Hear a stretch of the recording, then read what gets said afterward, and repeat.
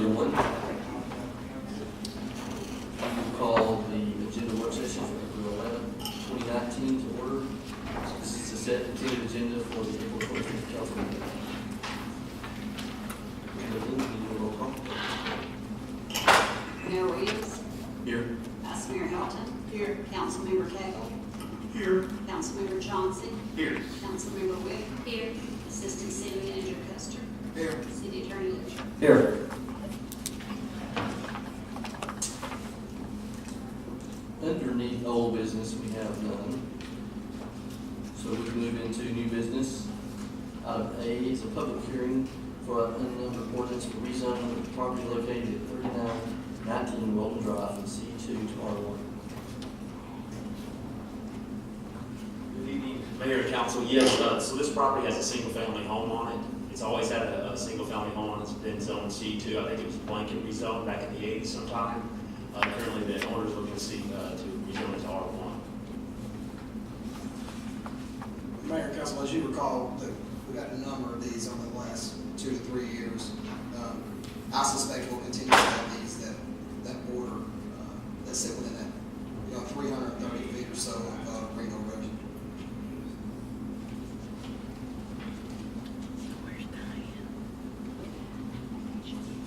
Council, do we have any questions?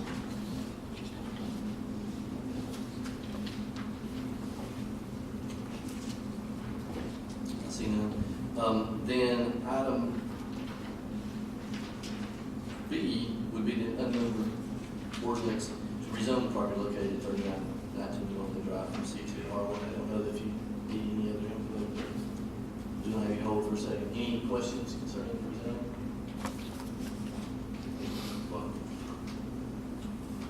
Let me go back up and point out that in the consent agenda, we do have some declaration of surplus property. It should be in your agenda packet. Just want to point that out.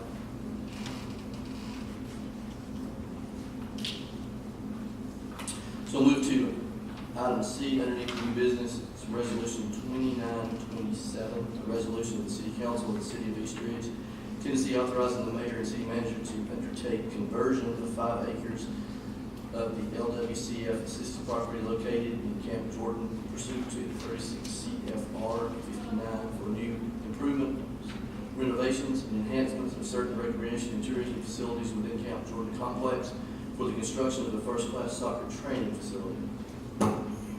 Yes, Mayor and Council, if you'll recall, you all passed resolution 2896 previously that allowed the mayor and myself to enter into discussions necessary to take action to initiate the process of seeking the ability to move forward with a conversion. We have had multiple phone calls, multiple meetings, and just recently, as of this week, received a tremendous amount of support from the high administration of TDEC as it relates to the conversion process. We asked them about the conversion process and how it actually works, and they said that it's there because times change, things are different. We asked them about their approval rate.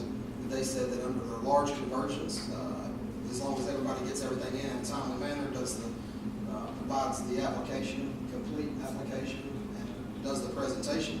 They said that was about a 99% approval rate. They were hesitant to release that 1%, but they said they have not denied one. It is somewhat of a lengthy process, but actually it's really truly, no pun intended, the ball's in our court as it relates to that beginning timetable.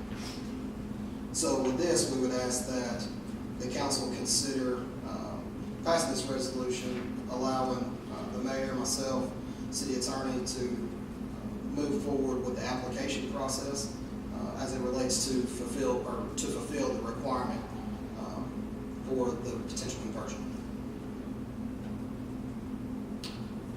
Council, do we have any discussion? I'm not prepared to vote on this because it's new got this. So, and I can't seem to find Exhibit A in here. It's packet now. Is that the pictures of it that we got last time? I think that's right. I apologize. I'll bet what we'll do, I can We'll get that for you. It is the same, short answer is yes, it's the same Exhibit A that was attached to Resolution 2896. So as City Manager Custer expressed, this is a timely matter, therefore it's been requested to move this forward to tonight's main agenda. So it's the council's will. So I'll take anyone wants to make a motion to move it forward. I second. We have a motion from Vice Mayor Hilton and a second from Councilmember Chauncey. Any other discussion? We'll call this one. Vice Mayor Hilton. Yes. Councilmember Cagle. No, Councilmember Chauncey. Yes. Councilmember Webb. Yes. Mayor Williams. Yes. That item will go forward. Item D, Resolution 2928, a resolution of the City Council of the City of East Ridge, Tennessee, authorizing the mayor to enter into an agreement with Competition Athletic Services, Inc. to resurface 2 tennis courts at East Ridge High School. Yes, Mayor Council. Over the last couple of weeks, I've met with Competition Athletic Services to resurface the tennis courts at East Ridge High School. This proposal is for the front 2 courts closest to Bennett Road, and this is using a contract number with Sourcewell Cooperative Purchasing Program. These items have already been bid out through a principal procurement, and so for the price of $15,500, we can go ahead and resurface the front 2 tennis courts. We have $25,000 in our East Ridge High School budget, general ledger. And we've discussed this for some time. We've had conflicting numbers come back, because we were looking at resurfacing all 4. Mr. Wilson, myself, has had multiple discussions over the last week. We know this is something that the community's asked for, the schools asked for, as it relates to having space for tennis courts. So we would like to go ahead and move forward with this agreement so we can get them started on that as soon as possible.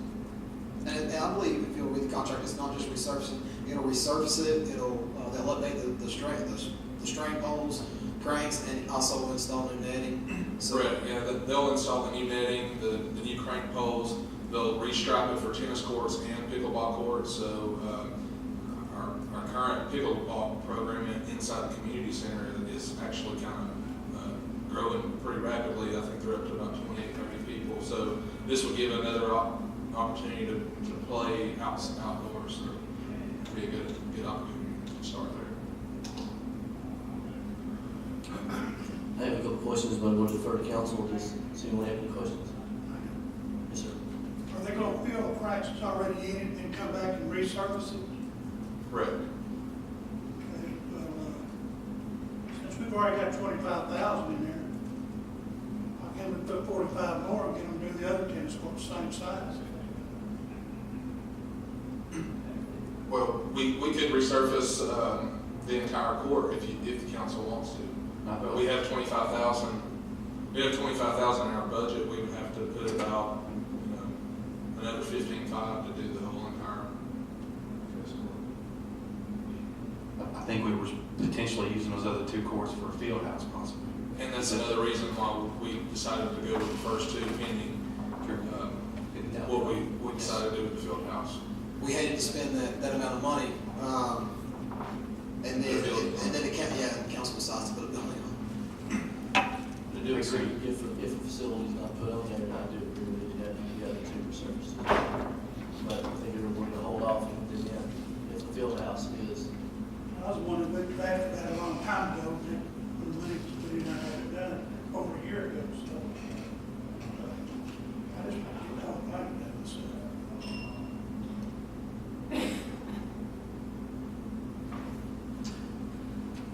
any other questions? How long do they think this will take, and when do you think they'll be able to start?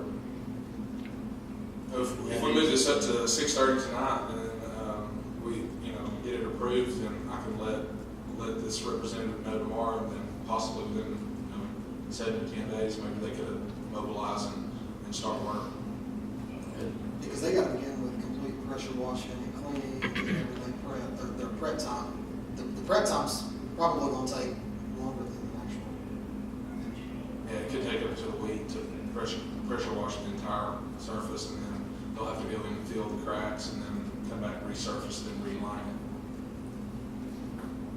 So, that being said, it has been requested this move up to the 6:30 agenda session, so at that point we can then discuss proceeding to, or something else comes out. So I'll entertain a motion if anyone would like to move this forward.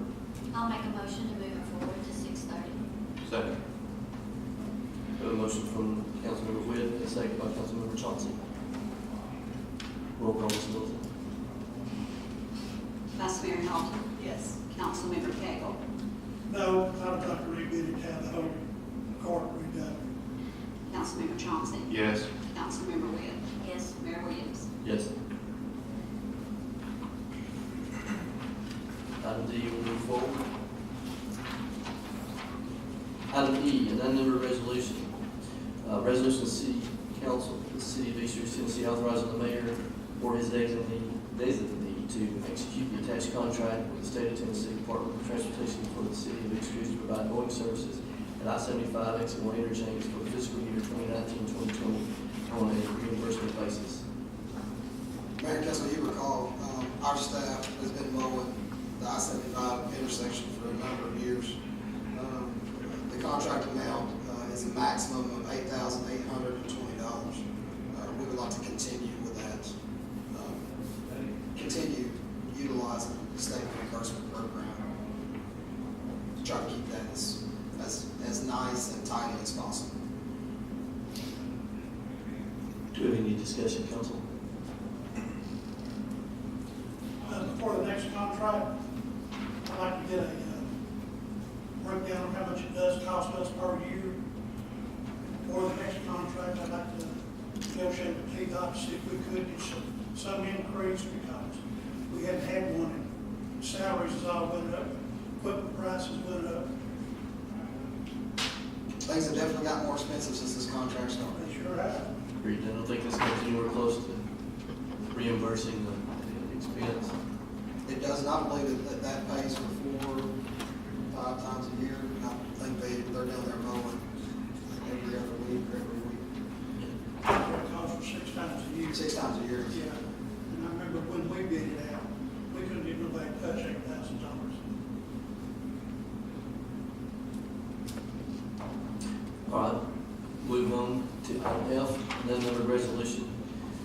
Resolution of the City Council of the City of East Ridge, Tennessee, authorizing the mayor to enter into an agreement with USA Shade and Fabric Structures for the installation of shade structures to cover 13 baseball/softball fields at Camp Jordan Park as a part of the Camp Jordan renovation project. Yes, Mayor and Council, the Camp Jordan renovation project does call for shade structures for the 13 baseball softball fields at Camp Jordan. I've been working with USA Shade, who is a member of the Sourcewell Cooperative Purchasing Procurement, and we have worked pretty diligently over the last couple of weeks to identify where our shade structures need to go, what size, what color, all the details. The amount that was, this is turnkey to install these shade structures is $135,996.98. Like I said, we've been working pretty diligently with them. It's really probably since last November. We've just trying to fine tune all the details. It's really going to add to the park, and it'll provide shade over our aluminum bleachers that we'll have at the park. A lot of parks are going to shade structures. It adds color and it also adds shade. East Ridge Coffee Shop. What about suggestions? 5300 Ringgold Road, East Ridge, Tennessee, 374. That's pretty You did it. Any discussion? Yes, sir. All the bleachers, do we have that many different size bleachers? No, we have different size areas. So we're covering, more than just the bleachers. Well, we're covering the bleachers, but what you have to remember is at fields 1 through 4, you have a lot of open space, and at fields 5 through 8, 9 through 12, it's pretty tight in there, so we didn't make those as big. We didn't make those shade structures as big. So these are not just to cover the bleachers. No, it does cover the bleachers. Does it cover more than the bleachers? A bunch more? No, not much more. Not much. Well, we got one 24 by 20 here. We got one 20 by 12, 20 by 10, 18 by 12, that's, Well, some of the bleachers are different sizes, so we ordered. I asked, are all the bleachers Correct. same size? Correct. You said yes. So fields 1 through 4 and fields 1 through 4 have 8 bleachers that we just purchased. 5 through 8 will have the new ones, and then like 9 through 12 we'll use some of the ones that we currently have. So they're different sizes. And then the area in the plaza and where the bleachers will be is shorter and it's a smaller footprint. So we had to kind of compensate in some areas. So you maximize the areas that were larger and then just made it fit where it would work on the smaller spaces. It was very beneficial when you're sitting out in hot sun in the summer. Any other discussion? Yeah, I'm all for the idea. I just want to make sure we're getting the best possible bid, the best possible price that there is to offer. Correct, and this is not uncommon for a number of agencies or vendors to enter into an agreement with a cooperative such as Sourcewell. This used to be called NJPA. There's NIPA. We've used those. We went through, I think, NIPA with our aluminum bleachers. BSN is a member of NIPA, so we did the same thing. So all of this is already bid out through their procurement procedures, and we get to benefit by not having to drag this out through a long bid process. They've already done the work for us. We do that on a multitude. Same way how we purchase fire trucks and vehicles. It's a Same lot of money. contract. And we've had quite a bit of change orders as well, so we're just hoping to stay in budget, don't run out of money. But I trust you keep it competitive as far as pricing. I'm doing my very best. I heard we had a meeting in here 2 weeks ago, so I thought this was it.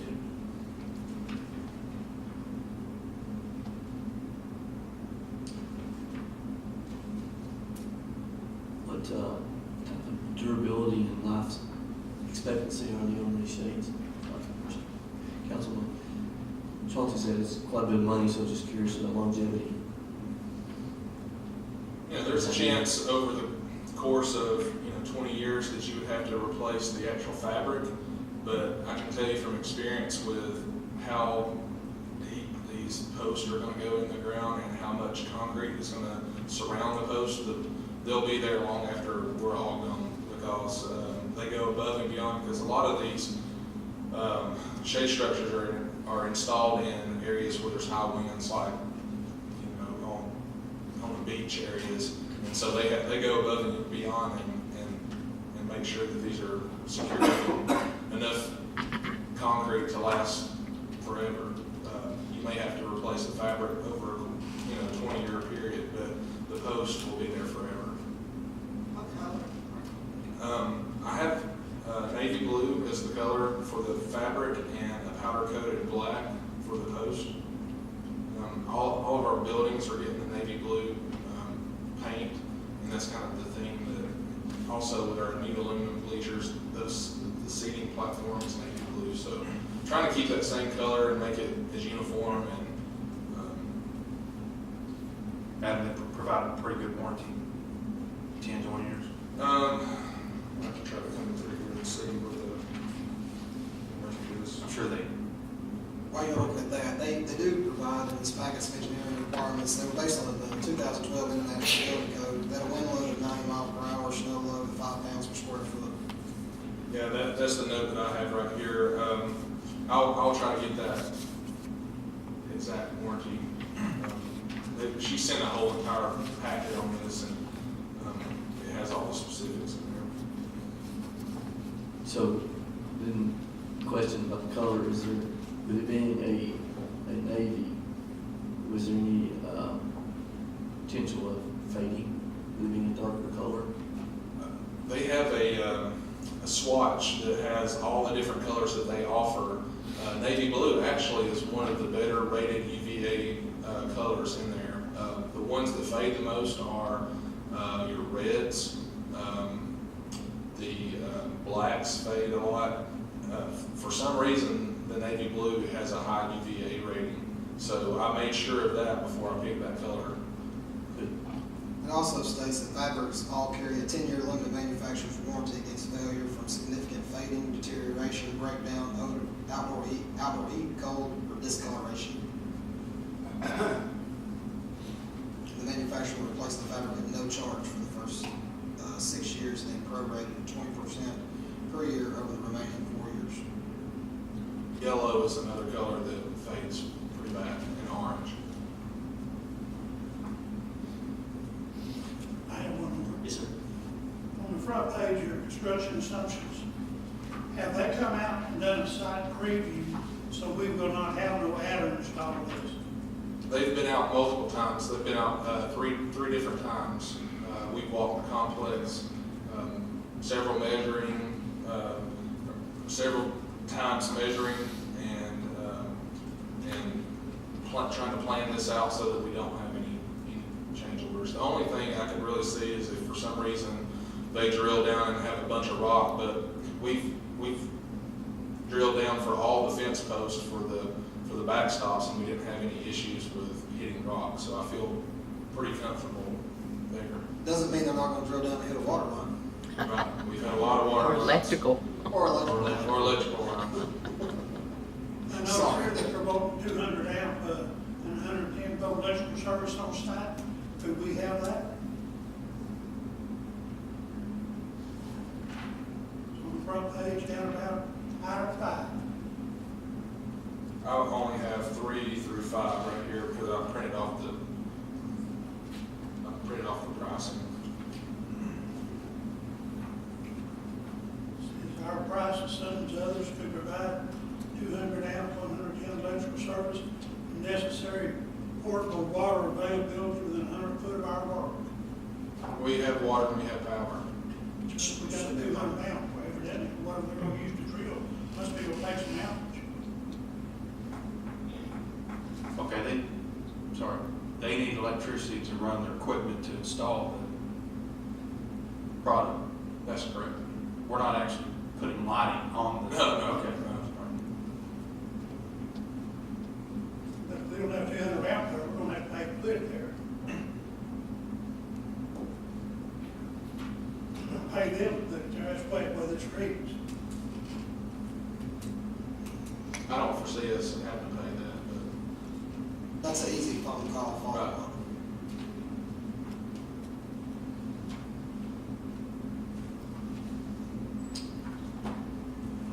So we'll follow up on that. Do we have any other questions? Yes, sir. I would like to say publicly that the staff that's been working on the fields and the renovations down there alongside all the contractors has done a phenomenal job. Adam, as a director, was working tirelessly down there right next to his crew to try to get some things accomplished to be able to get a tournament in. And it's unfortunate at this stage, due to the little bit of rain that we had over the winter times, has really placed us in a bit of a deficit as it relates to our time. So we're going to work as hard as we can to try to get everything done, but at the same time, they're also working with teams to make sure that they're able to play It's just unfortunate that the Camp Jordan fields are going to remain closed until they are safe and operable for everybody to be there. But thank you all for everybody for doing your part to try to expedite that process. Yes. And it is looking good. If you just go in there and take a look. Yeah, that's great.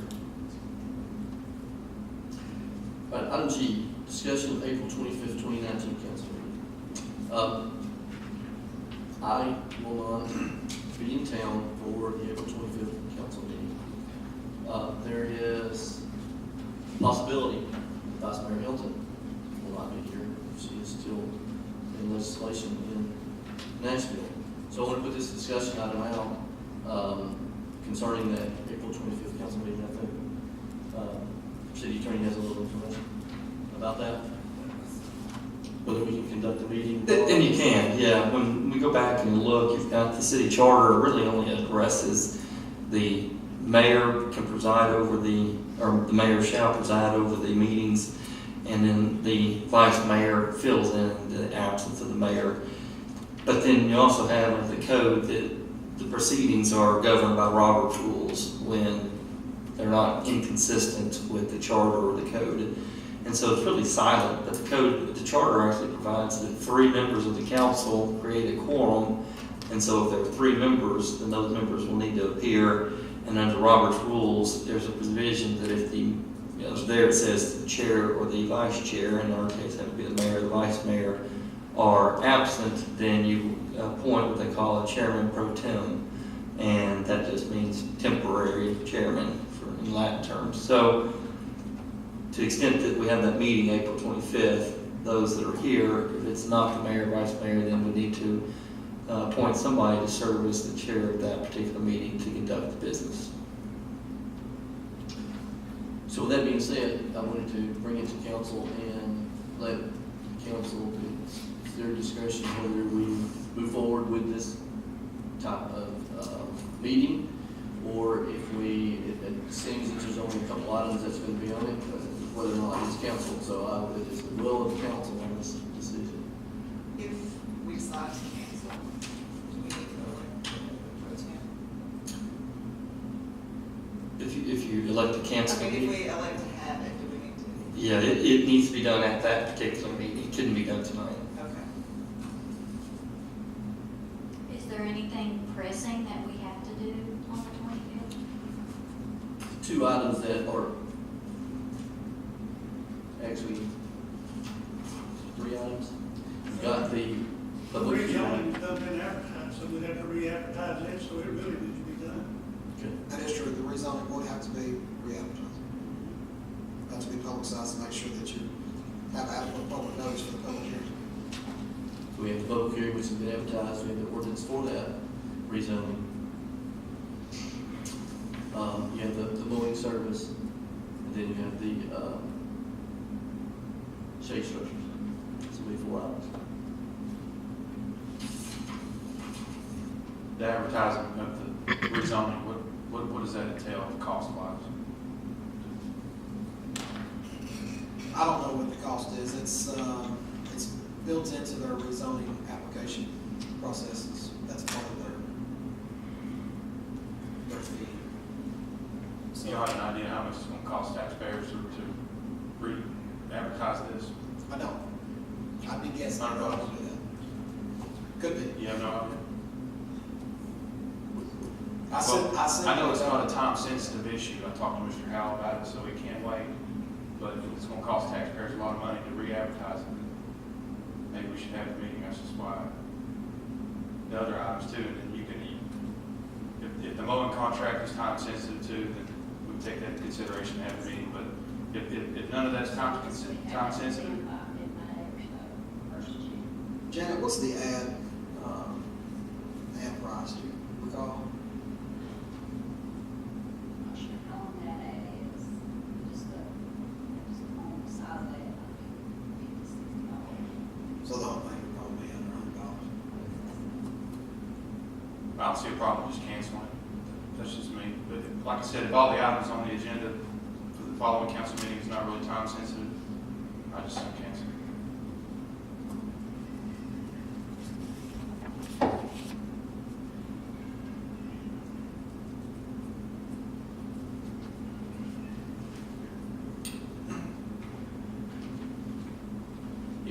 decide to cancel it, we'll need to move this up to the 6:30 meeting, so, just need to know if we have a consensus or not to move this up to discuss, canceling. I second. We have a motion, Councilmember Hilton, and a second from Councilmember Witt to move this forward. Any other discussion? Roll call, Ms. Hilton. Vice Mayor Hilton. Yes. Councilmember Cagle. Yes. Councilmember Johnson. Yes. Councilmember Witt. Yes. Mayor Williams. Yes. That concludes all the items on the agenda work session. Councilmember Cagle, you have anything at this time? Yes, I sure do.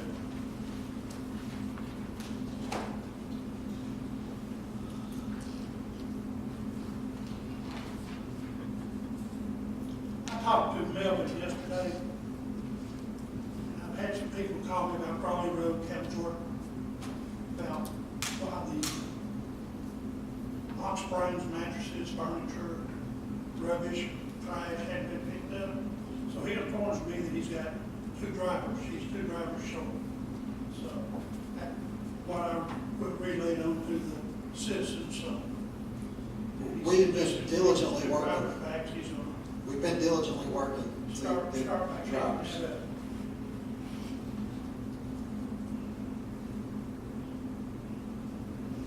Anything else, sir? I got one, I'm gonna wait till 6:30. Councilmember Hilton? Councilmember Johnson? I had a few things for the 6:30 one. Councilmember Witt? I have a whole list for the 6:30. I have nothing with this not yet. So we'll adjourn this agenda work session. And then we will pause for a moment and we'll move straight into our regular agenda.